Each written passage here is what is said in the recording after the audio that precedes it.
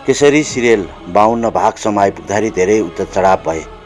Triangular love story छ यसमा र यसमा विविध किसिमको तरङ्गहरू पैदा भएको छ। आज त्यो कथासँग जसले हजारौं मनमा प्रश्न उठाएको छ, केसरी र बसन्तको बिहे भएकै हो त?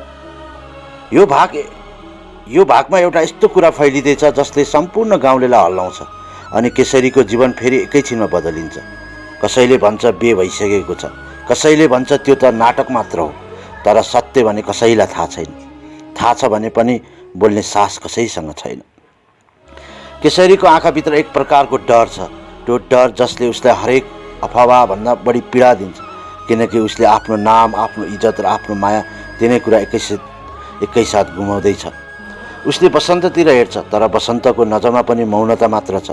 कसैसँग बोल्ने शब्द छैन, तर नजरमा के भन्न खोजेको रहस्य छ। गाउँका मान्छेहरू हल्ला फैलाउँदैछन्। जसरी हावा सँगसँगै धुलो उड्छ, त्यसरी नै नाम, सम्मान र सम्बन्धहरू उडाइदिन्छ समाजले। कोही केसरीको पक्षमा बोल्छ, कोही बसन्तलाई दोष दिन्छ, तर सत्यको बाटो हरेक मुखबाट फरक फरक निस्किन्छ। केसरीको घरभित्र एक्लै रोइरहेकी हुन्छ।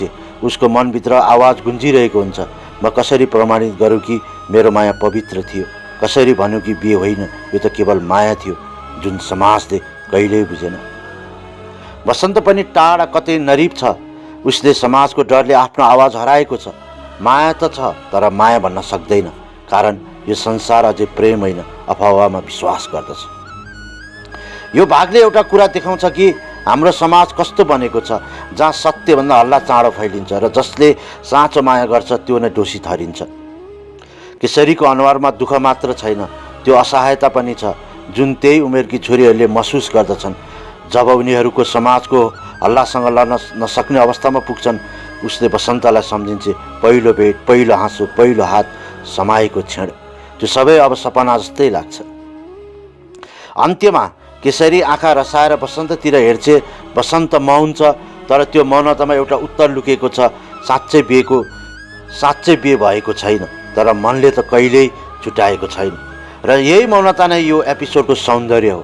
न त कसैको हो भन्यो, न त कसैले होइन भन्यो, तर दर्शकको मनमा एउटा गहिरो प्रश्न रहिरह्यो, साँच्चै बिहे भयो कि यो समाजले मात्र कथा बनायो?